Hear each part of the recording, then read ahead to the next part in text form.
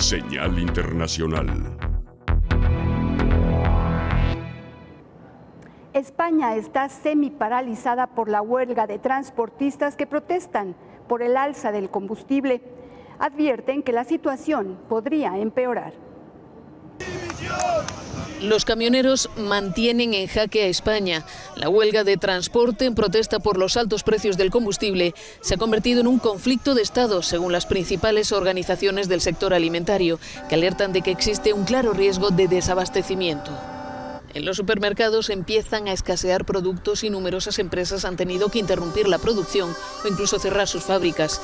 Este miércoles se cumplieron 10 días de paro, el más largo de la historia, marcados por bloqueos de carreteras y protestas centradas en puertos y zonas industriales y comerciales. Esto como no se arregle, al final el ciudadano va a tener un grave problema, porque no van a tener ni para comer, porque los supermercados y todo va a estar todo vacío. El gobierno español ha propuesto ayudas por valor de 500 millones de euros y sugerido la posibilidad de limitar la subida de los carburantes, pero se niega a sentarse a negociar con la plataforma convocante de la huelga, al considerar que su representación es minoritaria en el sector y que actúa movida por fines políticos. Ahora mismo, pues el precio que está el combustible es arruinarte a arrancar el camión. A 1,83,9 que tenéis ahí el gasoil en ese poste es horrible. Arrancar un camión es perder dinero. El paro está costando a los supermercados 130 millones de euros diarios, según representantes del sector. Desde hace días faltan productos como la leche y otros alimentos elaborados con cereales. Empresas como Calvo, Azucarera o Cuétara han cerrado temporalmente sus plantas. Otro ejemplo es Danone, que ha advertido que si no se recupera la normalidad rápidamente, interrumpirá la recogida de leche y el trabajo de sus 4 plantas de productos lácteos. Las grandes empresas cerveceras, el sector automovilístico y la construcción también advierten de que la situación se está volviendo insostenible.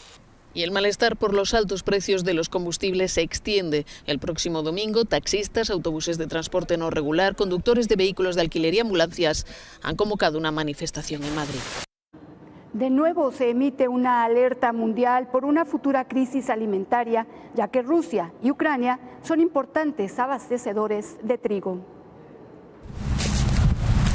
El mundo entero se enfrenta a una probable crisis alimentaria con precios al alza y millones de personas en riesgo de hambruna grave.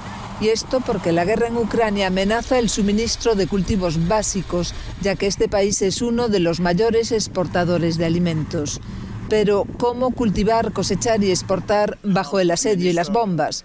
El ministro ucraniano de Agricultura expuso al Parlamento Europeo en Bruselas la situación en su país. Los principales canales para exportar la cosecha y el grano eran nuestros puertos marítimos. En la actualidad están parcial o completamente destruidos. Hace apenas un par de horas, el puerto de grano de Nikolaev ha sido destruido por las bombas rusas. Teníamos una enorme capacidad de almacenamiento allí. Todo ha sido destruido. Los precios del trigo han alcanzado máximos históricos en los últimos días, al igual que el precio del aceite de colza y girasol. Al menos 50 países dependen de Rusia y Ucrania para el 30% o más de su suministro de trigo. Y muchos países en desarrollo del norte de África, Asia y Oriente Próximo están entre los más dependientes. Muchos ya tenían problemas financieros y algunos se enfrentan a crisis de deuda. La guerra en Ucrania, más la pandemia y el cambio climático están generando una gran crisis alimentaria para los más débiles. Oficialmente, la Casa Blanca califica de crímenes de guerra lo que sucede en Ucrania ante los ataques de Rusia. Estados Unidos concluye que las tropas rusas han cometido crímenes de guerra en Ucrania. Ya no son solo declaraciones. El Departamento de Estado ha llegado a esta conclusión tras recabar datos de las agencias de inteligencia e información pública. Además, ha señalado que seguirá recogiendo pruebas y que las compartirá con otros aliados e instituciones para que los autores puedan ser procesados en el futuro. El comunicado se ha difundido a las puertas de la cumbre de la OTAN, una jornada maratoniana en Bruselas donde el presidente estadounidense Joe Biden participará en 3 cumbres de la OTAN, la Unión Europea y el G7, en las que se tratará la invasión rusa de Ucrania. Mientras sigue la respuesta a Rusia. Polonia ha decidido expulsar a 45 diplomáticos rusos porque considera que trabajan para el servicio de inteligencia ruso. El gobierno polaco ha convocado también al embajador, que ha dicho: lleváis muchos años imponiéndonos sanciones sin parar, incluso antes de 2014. ¿Acaso nos han detenido alguna vez?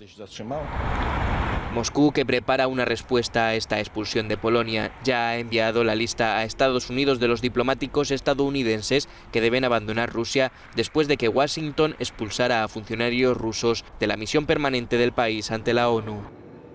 Poco a poco baja la cifra de refugiados que salen de Ucrania. La frontera de Ucrania con Hungría, en Beregsurani, está tranquila.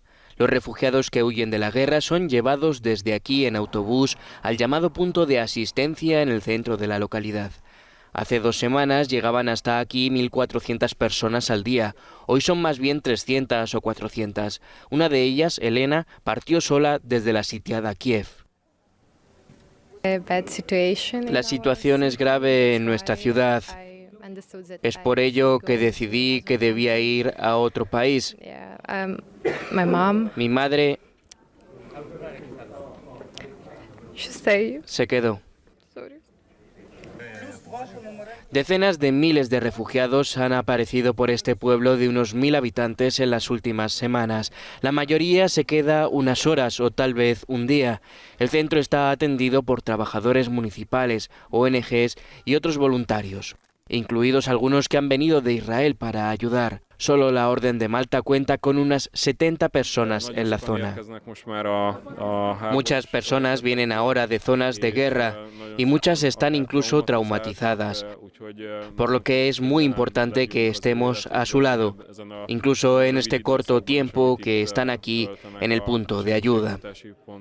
A los refugiados se les proporciona alojamiento, atención médica, medicamentos, comida y bebida, así como ayuda para orientarse y organizar su viaje. Las donaciones han servido para hacer acopio de una amplia gama de artículos de primera necesidad.